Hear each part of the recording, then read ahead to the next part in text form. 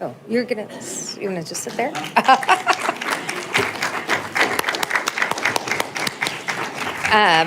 Good afternoon, everyone. My name is Neera Tandon, and I'm President and CEO of the Center for American Progress, and I'm really grateful that you're all here today. I believe this conversation could not be more urgent. Across the country, Americans feel stuck because really they are stuck. We are facing declining economic mobility. Families are having a real struggle making ends meet. And really for the entirety of American history, each succeeding American generation has been economically better off than the preceding one until now. Wages aren't keeping up with costs. Many communities are losing employers faster than they can attract new ones. And the path to the middle class is shrinking, even as the wealthiest own more and more of the pie. And if we want to be truly honest, the current administration is making the situation worse. While 1 in 2 Americans struggle to afford health care, the Trump administration and Republicans in Congress are letting health insurance premiums double for more than 20 million people. And they are doing that as we speak. While 80% of adults report feeling incredible stress to just pay for groceries, and 73% worry about paying their utility bills, the president's tariffs are making food more expensive, and his attacks on renewables are raising prices on utilities as well. So it's really important that we recognize the economic harm that we're seeing from this administration. But it's not enough for us to just offer criticism. It's incredibly vital that we have ideas about how to meet this moment, how to ensure that future generations will have real opportunity, how the United States actually remains a country that is based on opportunity and hope as well. Currently, almost 80% of Americans feel like their children will be worse off than them. And that creates a level of anger and pessimism that I believe is changing our politics and making us much more open to hate and demagoguery. And that is exactly why I'm so excited to have Congressman Khanna here today to really talk about his vision on the economy and his views on a kind of new economic patriotism. I truly believe that this moment demands a new vision for a 21st century economy, one that resists the harmful policies of the Trump administration, but really restores a sense of economic dynamism, hope, fairness, opportunity for all. And Representative Khanna has really put forward that vision.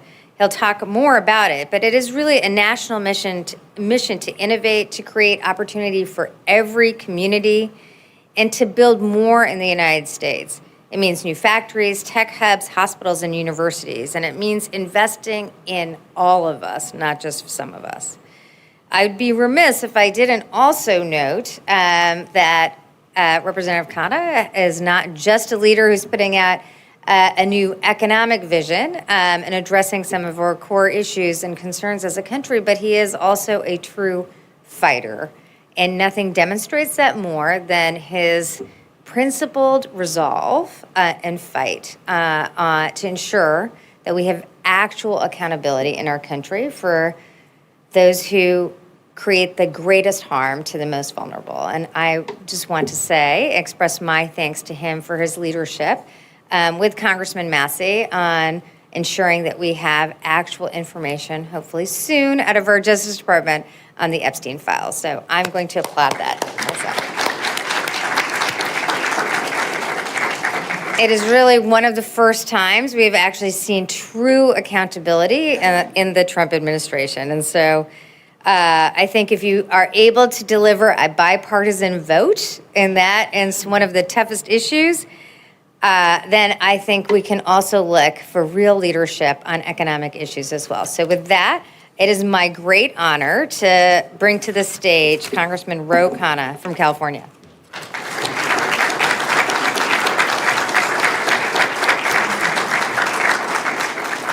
That was so thoughtful, Neera. I could have just listened to you the whole time. I am an admirer of Neera Tanden. You know, as a young person in politics, Indian American of Hindu faith, when I had my first internship, someone said to me, it was for Kathleen Kennedy Townsend. I interned for her because she was the daughter of Robert Kennedy. And a staff person said, well, Ro, you can't ever get elected as someone of Indian origin and Hindu faith, but maybe you could go work for someone one day. This was before Obama. And there was one Indian American back then who was incredibly prominent, and that was Neera Tanden. So I've admired her career and her contributions to so many in our party on a personal level and on a substantive level. Thank you. And it's wonderful to be here at CAP. Our country needs ideas and substance to meet the moment. I want to just speak for 5 to 7 minutes because I'd much rather have a conversation. But let me frame the big issue is the central divide I see. I represent a district that has $18 trillion of value. It's the most wealth that has been generated in a single area, arguably in human history. We have 5 companies that are over $1 trillion. East of the Mississippi, there isn't a single $1 trillion company. In my district, people see the world as their oyster. At the same time, where I grew up in Bucks County, Pennsylvania, people feel that the economy has stagnated. So many steel factories shut down, not just in Bucks County, but Western Pennsylvania. Industry hollowed out. Communities that don't see the American dream for them. One of the mistakes I think the Democratic Party makes is we think, okay, Donald Trump went and he just talked to blue-collar workers, and if we just give them a living wage increase, somehow they'll vote for us. But his message, in some sense, was deeper. He said, Ro's family just got here. What happened to you? You built the country. You fought the wars. You built the steel. You mined the coal. What has happened to you? What happened to your communities? I'm going to bring it back. I'm going to bring back that American dream and that pride that they took from you, that the elites took from you, that they offshored your jobs, they let wealth pile up. I'm going to bring back that pride. Now, he offered 19th century vision to do it. I often joke if he had been president after James Polk, we would have had not just the illegal Mexican-American War, we would have had an illegal Canadian-American War. But he's sort of president in the wrong century. No American really believes that we're going to build wealth from grabbing land. Take it from the guy who sees how the wealth is being built in the 21st century. And no person really believes that just mass tariffs are going to create factories. No industrial power has ever done that just through tariffs. The Democratic Party should say, we have an understanding of where this economy is going. We understand the future. Trump is kind of a 1980s guy stuck in the 19th century. We have a 21st century vision to make sure that every family and every community are going to have success and independence in a modern economy. And that will be our highest mission. That will be our North Star. Morning, afternoon, night, we are going to focus on the economic empowerment and roadmap for families and communities across this country. I call it economic patriotism. I believe it can be our new national purpose. Americans coming together to rebuild every community across this nation so that we can actually have families thrive in a modern economy and so that we can become a cohesive multiracial democracy that leads the world in this new era. How should we do it? We should have a Marshall Plan for the United States of America. Let me offer 5 components and then we'll open it up for conversation. We should have a White House Economic Development Council. I did that with Marco Rubio. He never implemented it when he became Secretary of State, but we had a bipartisan bill to do that. What would it be? It would be modeled after Lyndon Johnson's Office of Economic Opportunity, where Johnson's Office of Economic Opportunity helped develop the Black South, grants directly to communities and counties to help invest in projects that they wanted for jobs and for training. We could do that not just for the Black South, but for communities across this country with the White House Economic Development Council. We should have a national industrial bank that finances new factories in places that have been deindustrialized. But we should recognize that manufacturing is not going to be more than 10% of employment, and that we're going to need care jobs in childcare and in elder care and in healthcare, also in these communities. That we're going to need trade schools, both with the traditional trades of plumbers and electricians and cosmetologists, but also of the tech trades that are going to create jobs in drones and animation and in surgical technicians. And that we should build 1,000 new of these trade schools across this country. We should build AI academies so that young people have the opportunity to get trained in the skills that they can then use for small businesses. And we should offer a comprehensive economic development plan across this country so that the wealth doesn't just pile up in a few places. And we should go to these communities and say, look, you tried the tariff thing. You tried the land grab thing. Here is the roadmap to building economic success, and we want your communities to be part of doing that. One provocative point, we can't just go there, and I helped write the Chips and Science Act. We can't just go to these communities that were hollowed out, that had steel factories, and say, okay, now you're going to get a battery plant. How about asking them what they want? First, we ignored them for 50 years and hollowed them out. Then we had Brookings Papers say they want a battery plant. Did anyone ask them what they wanted?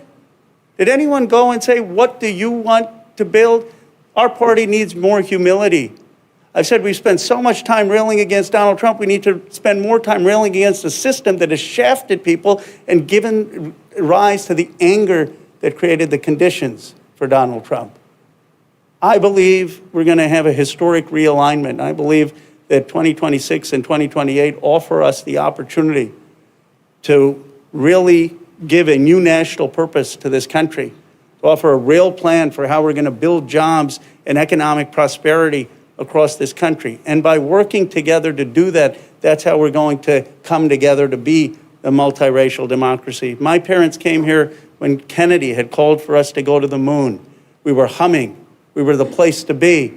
I want our party to lead this country to that kind of excitement and vision again. And the economics will allow us to be the cohesive multiracial democracy that, in my view, is the American destiny. So with that, Neera, I'd love to open it up for a conversation. Great. Thank you.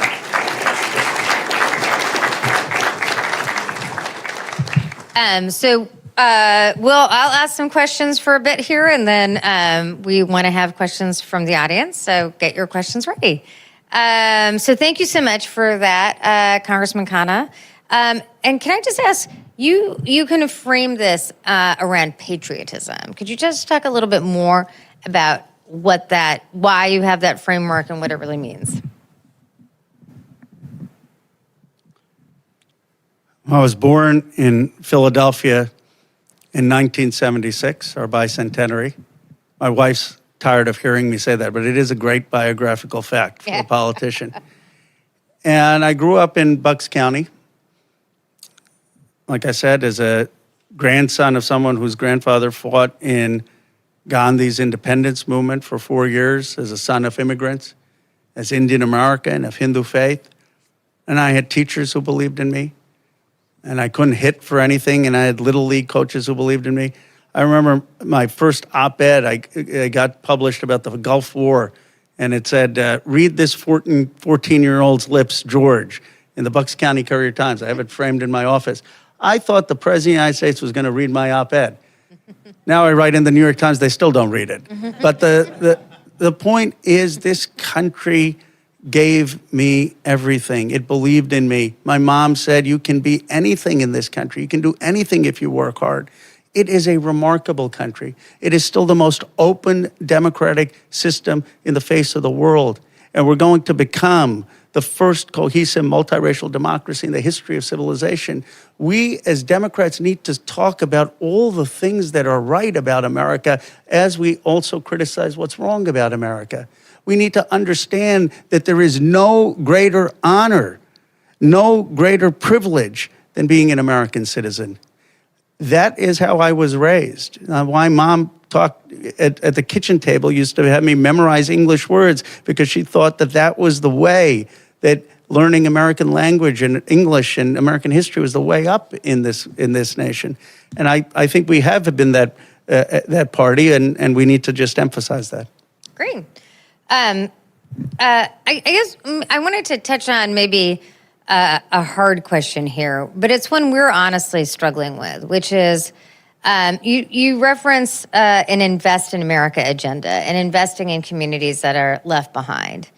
As you know, the Biden administration also tried to have an Invest in America agenda.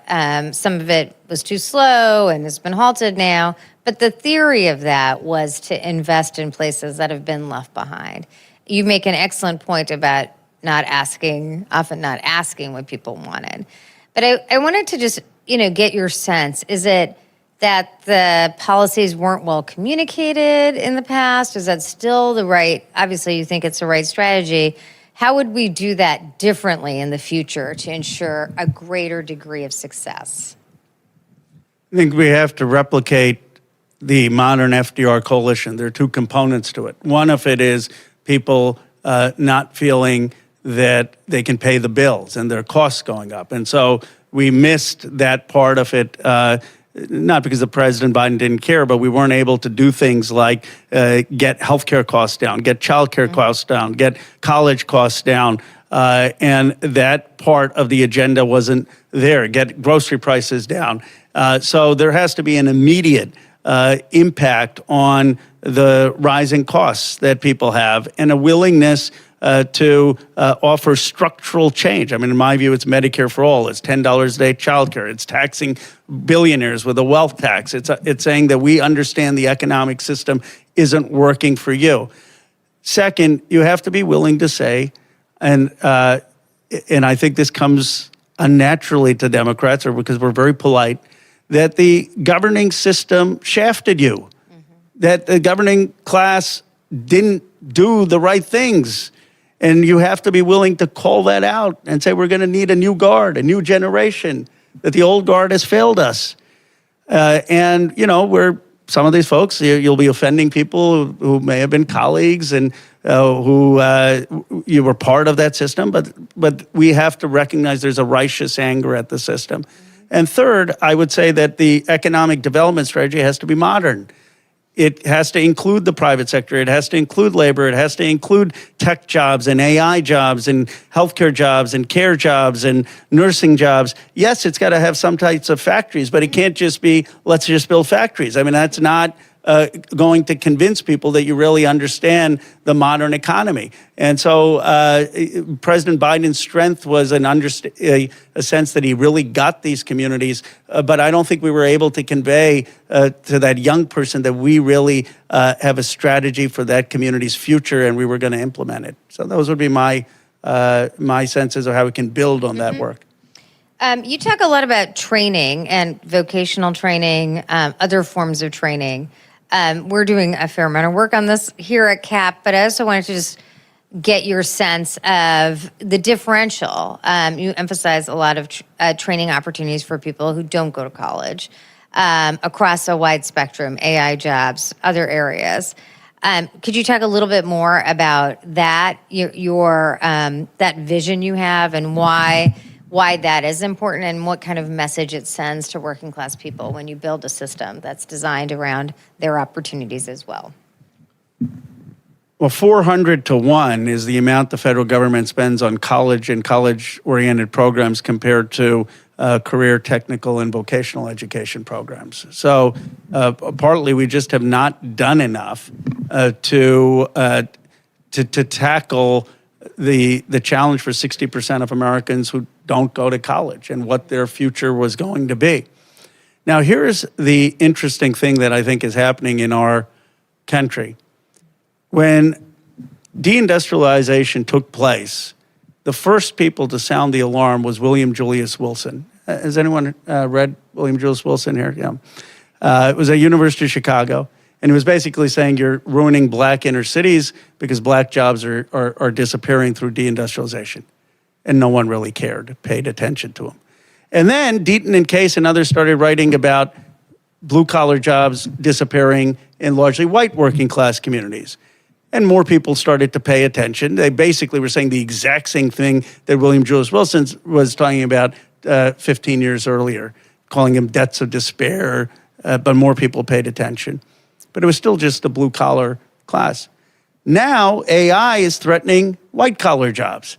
So suddenly the whole country has woken up that jobs are an issue, that we need to have a jobs agenda, that this is going to require both trade schools, AI academies, the federal government perhaps hiring people right after high school or college. I call it a future workforce administration, putting them to work to rebuild communities, to do healthcare jobs, childcare jobs, to do national security jobs, science jobs, and that we can have the most bold, patriotic jobs agenda in this moment. And that's, I think, the opportunity, because now you have a broad class of people across race that understand that we need a good jobs agenda in this country. You also raised, a living wage and being for minimum wage increases. I guess one of the questions here is also just, is part of that kind of basic bargain, social contract, where is corporate responsibility and federal policy on things like the minimum wage? And how do you see a living wage as part of that?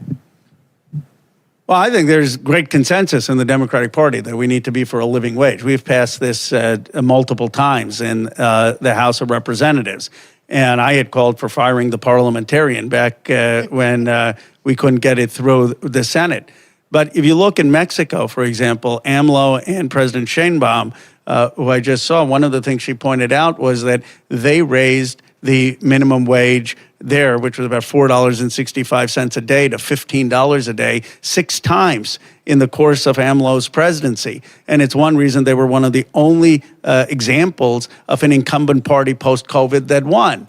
This should be a no-brainer for the next Democratic administration to call for raising the wage, and we should do it at a living wage. I mean, right now, Sanders and Bobby Scott have the $17 bill. We can see what that number is, but we should, day one, be fighting to increase the wage. This is the anger people have, right? I mean, think about it. You finally get a job at a $1 trillion plus company like Amazon. You would think you hit the lottery, and yet you can't pay the bills.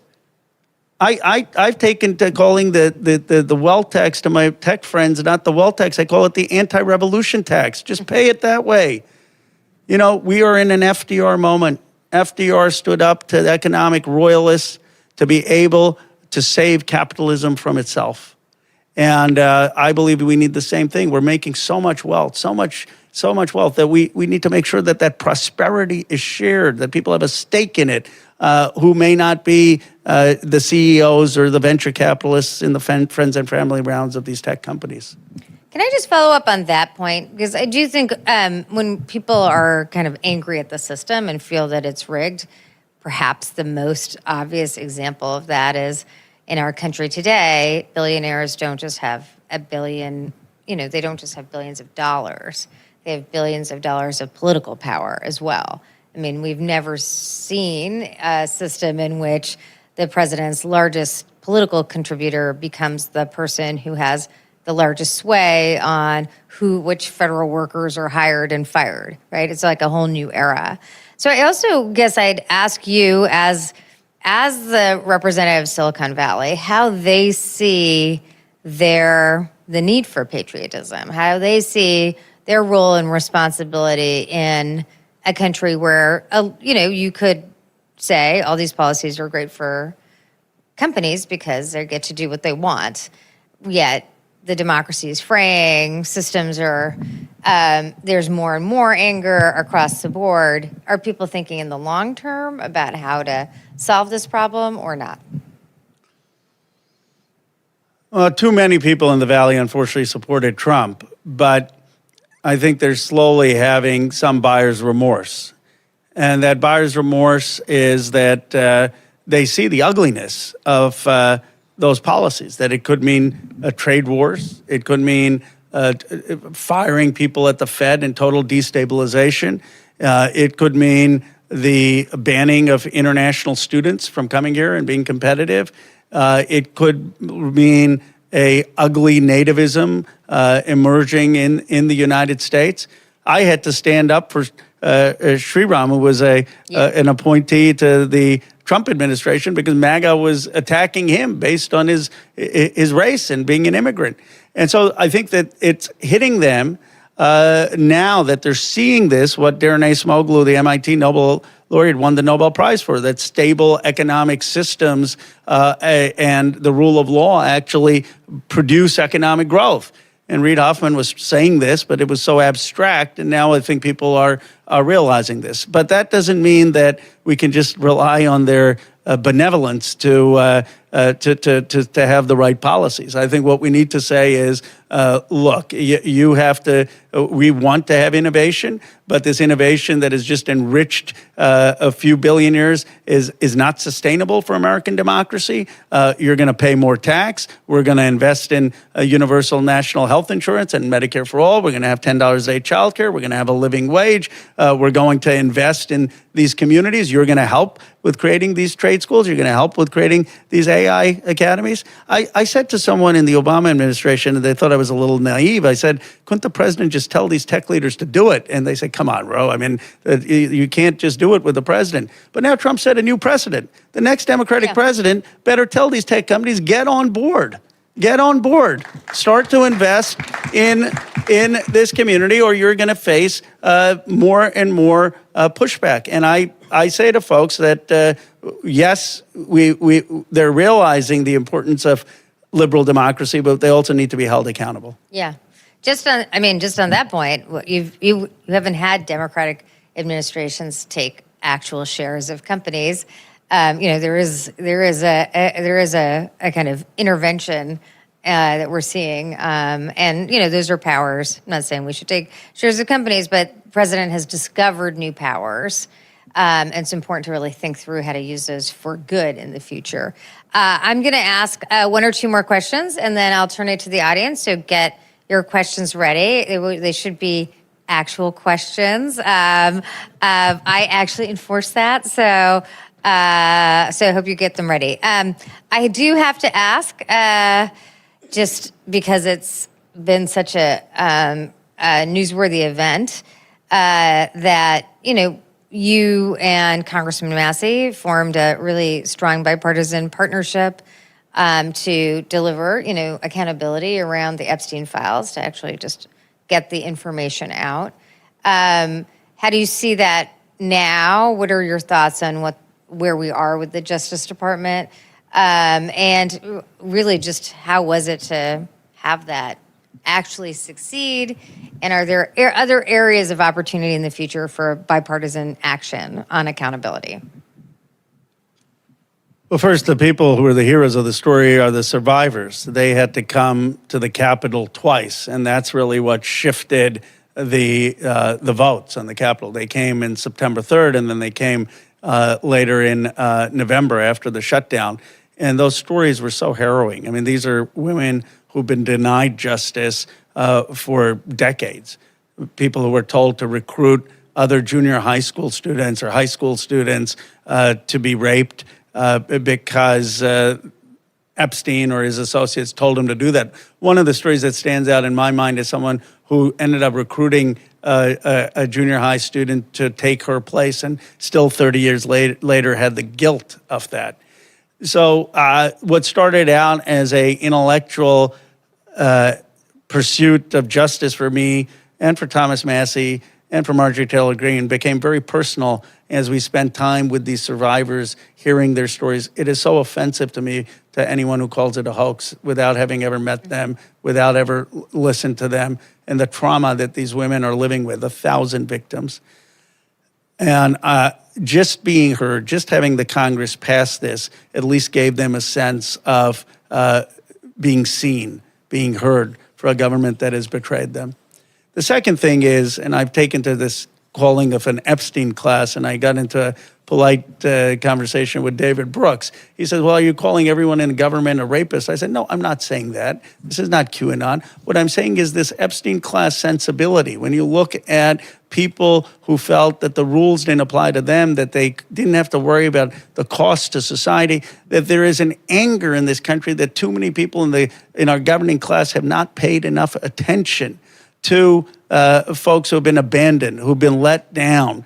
and that we need to call out that elite impunity. We need to say that there's a class of people really who are disconnected with small town life, disconnected from how I grew up in Bucks County, who are responsible for killing the American dream for 80% of Americans, or whatever statistic you had. And we need to call that out. And calling that out is the first step to offering something positive. Now, Trump just calls it out and it's nihilism, and he doesn't even to follow through on it. We need to then do the hardest thing, which is offer something positive. And that's the final point here. The coalition is a proof of concept that you can build a enduring coalition and a majority that includes people in MAGA represented areas.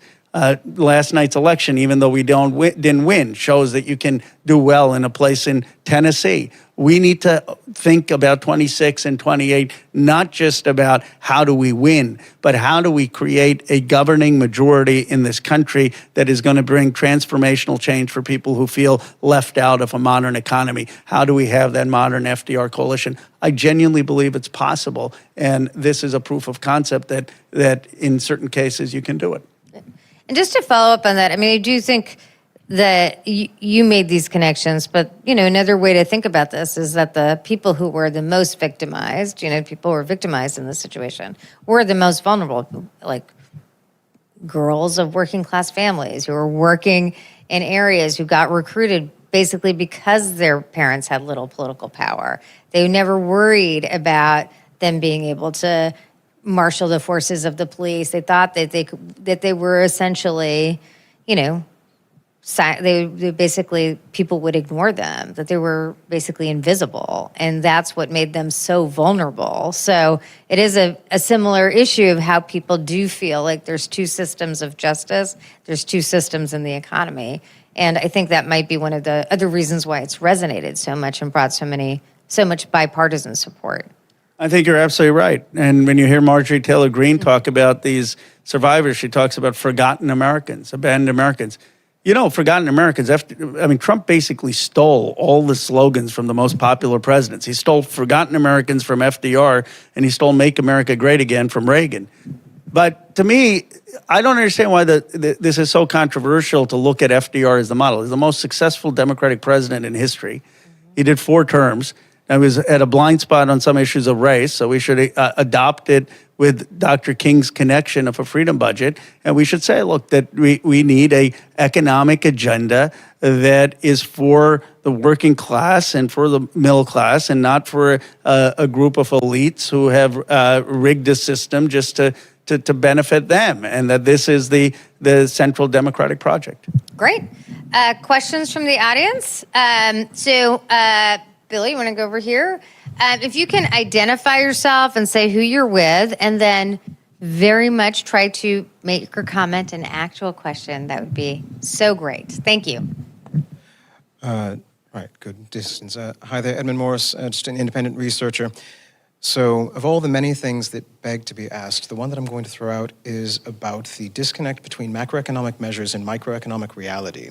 Because part of how we got to this moment and this, as you described it, 2 systems in that breakdown in the social contract is that thing where we'll measure the market, we'll measure, overall employment figures, we'll measure what people are earning relative to each other, but people's ability to afford isn't part of our poverty measure.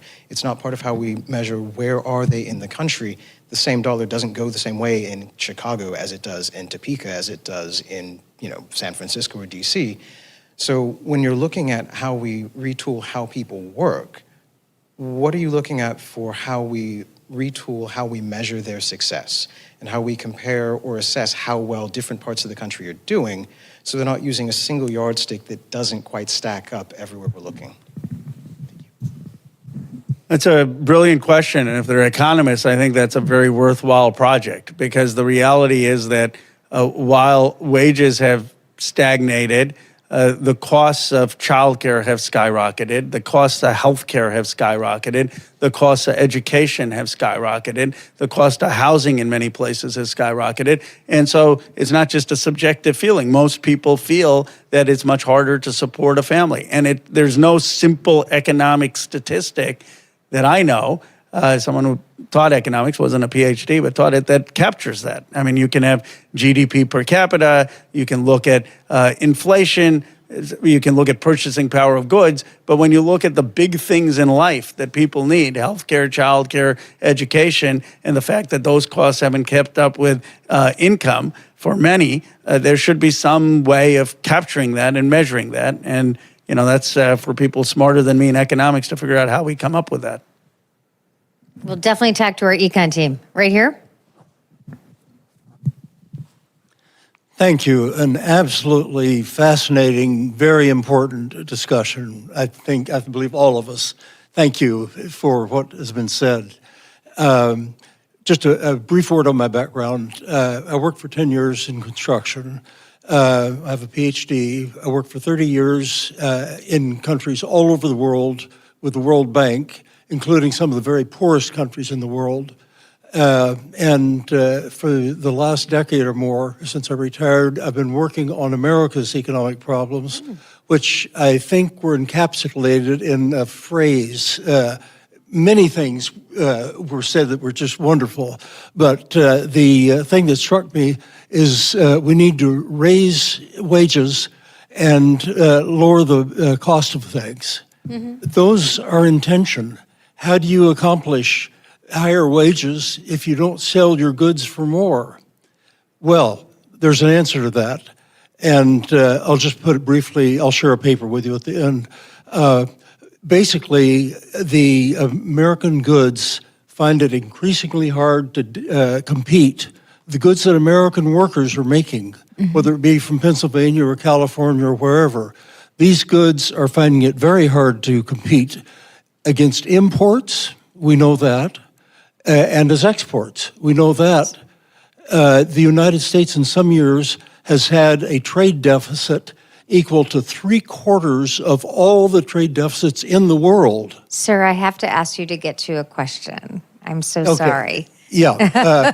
Would you, one more preface. The reason for this is that the dollar has become overvalued against the other currencies, or looking at the way the other currencies have become undervalued. I would like your opinion on a tax on the $90 trillion a year, 3 times GDP, that pours into the United States. That could correct the exchange rate differences, and it could give, if it had been in place, a 2% tax had been in place in the beginning of this fiscal year, we would have had a 0 budget deficit. Thank you. It would have generated that much. Thank you so much. Well, look, I share 2 points. One, I think the answer to how you raise wages and lower costs is to increase total factor productivity. I mean, that is the way that you can have non-inflationary wage growth while lowering costs. And that's the challenge for our technology revolution. The technology shouldn't simply be replacing labor, but how does it massively increase productivity? We saw that with electricity, we saw that with automobiles, and our challenge as an American society is how do we integrate technology to have that kind of productivity growth? I also agree with you in lowering trade deficits. I think there are a lot of ways that we can do that, fighting for fairer market access overseas, making sure that we are actually providing funding for our factories and our workforce. I'm open to looking at your proposal. I wouldn't want to make it, though, that you were squelching foreign direct investment into the U.S. So I think there is a balance, but there are ways I think we can lower the trade deficit, and that's a worthy goal, and increase our exports. I think we have a question online. Yeah, this is a question from the online audience. How can American high schools prepare their students for post-secondary careers and college readiness, given the pace of change in the economy today? Well, first, we need to have a system that every person, when they finish high school, has a clear path to employment. That doesn't exist right now. And you can do 2 things to make that possible. For those who are not going to go to college or unsure of whether they're going to go to college, there should be an opportunity to specialize in some trade.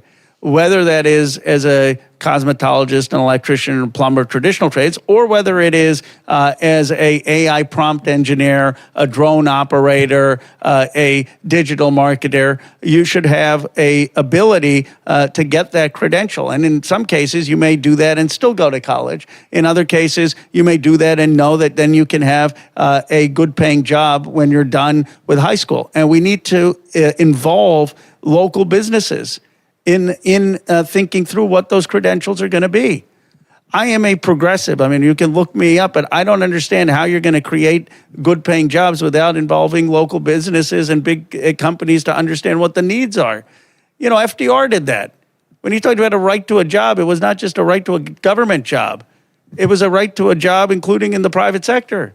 We need to be the jobs party. We need to convince the American people that we have a better opportunity to help people in their families get jobs and make money than anyone else. I joke around with some of my colleagues. Some of them talk about loving each other, reconciliation. I said, I just want people to make money together. That's a more achievable goal. And the Democratic Party should be the party that says, we know how to do this for your family. We know how to do this for your community. So I think having employers be part of this, Randy Weingarten has really done a lot of work in this area. And then for college, making it so you don't have to go into debt. You know, $50 billion, you can make free public college in this country. We used to have free public college in California. We should have that investment. Last point on this, Gary Becker, one of the leading Nobel laureates in economics at University of Chicago. I took his class in price theory. He has a paper where he says the single biggest thing that you can do in a digital age, in a technological age, as a government, to have economic growth and increase in productivity is to make an investment in people's healthcare and in their education. This is a free market economist at the University of Chicago. It is absurd that we have public college costs as high as they are. Great. Over here.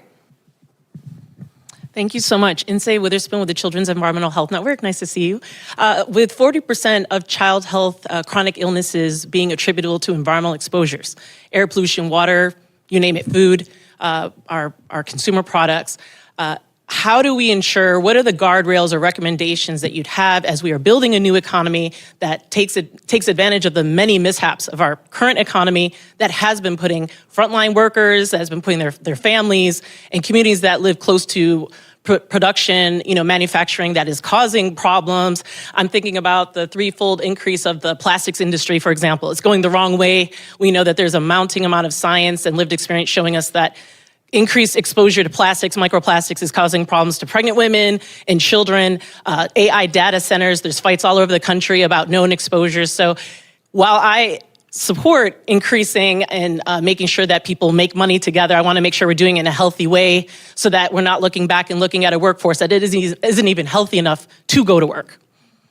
That's very well said. And that's why I come back to the first principle, which is we need to ask communities what they want. I was in Rashida Tlaib's district, and the Stellantis plant there was causing so much pollution in areas that were largely working class, poorer, and black. And there was no recognition or agency for that community to say, well, we don't want the pollution coming here. I am opposed to the build out of just data centers where Amazon or other companies come in and they say, well, we're going to raise your electricity rates because we're going to take your electricity and we're going to take your water and we're not going to invest anything. And by the way, and I'm not going to single out any person, but you have all these governors saying, oh, look, I brought data centers. Now you're going to be prosperous. Give me a break. You think that's how Silicon Valley built $18 trillion? I'm telling you, that's not data centers. That's not how you're going to build jobs. I know it makes for a nice press release, but you get some electrician jobs. They're important, but those are jobs that go away after 4 years. What are you doing, Amazon, to put money into startups in that community? What are you doing to fund tech trade schools? What are you doing to fund the workforce? What are you doing to bring new renewable energy? It needs to be a contract that if a company is going to benefit, they need to be for building in these communities. And that is what is broken with our contract. That's why I call myself a progressive capitalist. I am not against free enterprise. I am not even against going and becoming a billionaire. I think Steve Jobs was a genius. My problem is you can't do that at the expense of 90% of Americans. What worked in this country is when we built wealth and every person shared in it, and it was done with a community responsibility. That is what is broken. The good news is, unlike 192 other countries in the world, we can do economic development without the trade-off of not having wealth. Most countries that are developing, they have to worry. Do we develop or do we have economic fairness? Here we have so much wealth. We can do both. It's a lack of political will that is our problem, not actual economic constraints. Well said. Right here?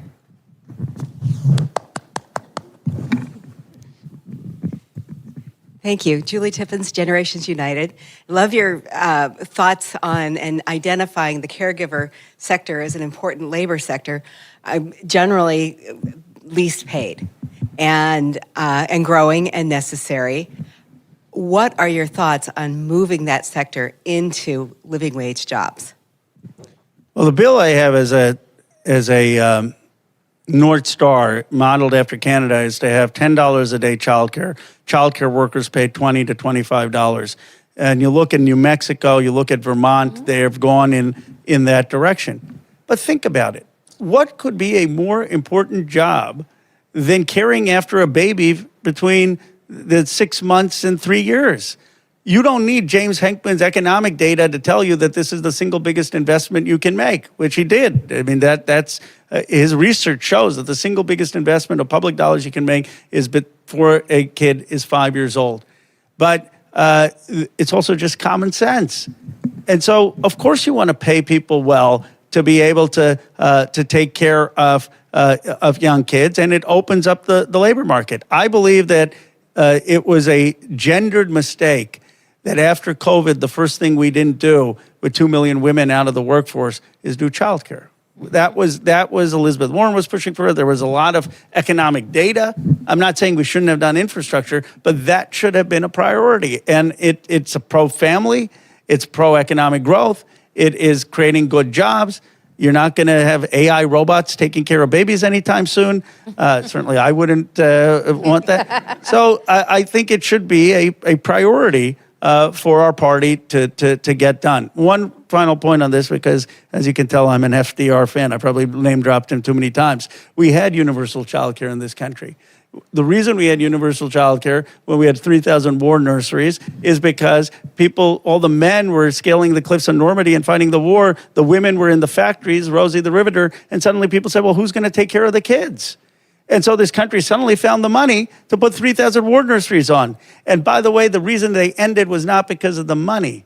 The reason they ended is men wanted women to go back to the kitchen. That's why we got rid of universal child care in this country. If we could do it in 1945, we can certainly do it in 2025 to have universal child care. Amen. Any final questions? Right there? Sorry.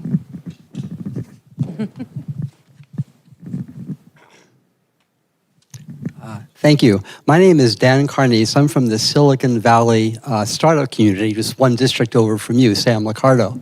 But I wanted to ask a high-level kind of political messaging question. I mean, I love your 5-point plan. You're just right on target. 70% of people just would love to see that happen. How do you intend to describe at a 50,000-foot level how we can afford? Not you say that. Where is the financing going to come from doing all those initiatives? Now, you talked about a domestic investment bank of some kind. Can you just elaborate a little bit more about, at a high level, how you would describe where the resources for your plan can reasonably come from? I'm going to tax the billionaires in my district more to pay for the development of the rest of this country. I don't understand how this, 434 other members of Congress don't gang up on my district. It's mind-boggling to me. If I can be for taxing that wealth more, why you wouldn't have 434 other members do it? There are a lot of other places we can raise revenue, from taxing stock buybacks to having a modest financial transaction tax to taxing estates properly in terms of a step up in basis.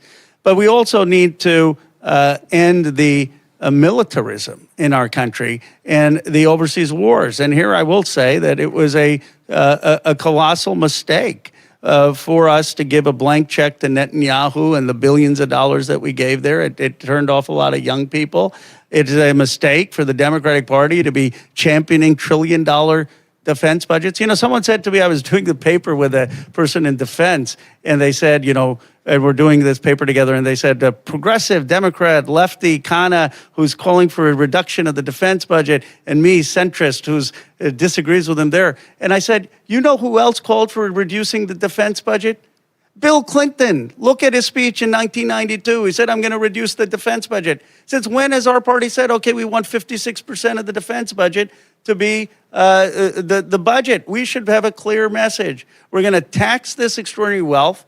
We're going to stop spending money on these endless wars and a bloated defense budget, and we're going to start spending money on real American communities for their healthcare, education, and jobs. That is not just a winning political message, it is a substantively correct message, and I fundamentally am naive enough to believe that the American people are deeply wise, that substance in politics still matters, that at the end of the day, charisma, noise, virality, all that makes a difference. But ultimately, what people want is a clear roadmap of how our country is going to succeed and how their families are going to succeed. And if you present that forthrightly and honestly with merit, then you can win the debate. And in this sense, and maybe I'll end on this point, I do think that the Democrats, that we can have a humility of saying, well, why did we lose 2 national elections? What is it that people were upset about? Not just about us, but about the country. There's no one, there's no politician, my favorite is Barack Obama, but no one who's smarter than the collective wisdom of 250 years of the American people. Of course, there are people who can move the country in directions that are better, but have the humility to say, okay, there's a wisdom in the American people, they're upset about something. How do we recognize what the anger is, and how do we respond with a new agenda that meets that need? We can go one of 2 ways in this country as a party. We can spend all our time obsessing about how we're going to own MAGA like they try to own the libs. Or we can say, this country needs to be done not just with Donald Trump, but the politics of Donald Trump. We need to have a vision that is going to bring this country together and build an enduring majority that can actually start to renew the American dream and make us a country as a cohesive multiracial democracy that's a model to the world. I believe that when Democrats have won, from Carter to Clinton to Obama, they offer aspiration, not division and fear. We need to become an aspirational party again. Amen. That is a great ending. And I have to say, we at the Center for American Progress could not agree more that we need ideas that build that hope to people, that provide hope, that, you know, we will never be able to out-hate the other side, but we will be able to out-hope the other side. Thank you. Love it. Thank you. Thank you.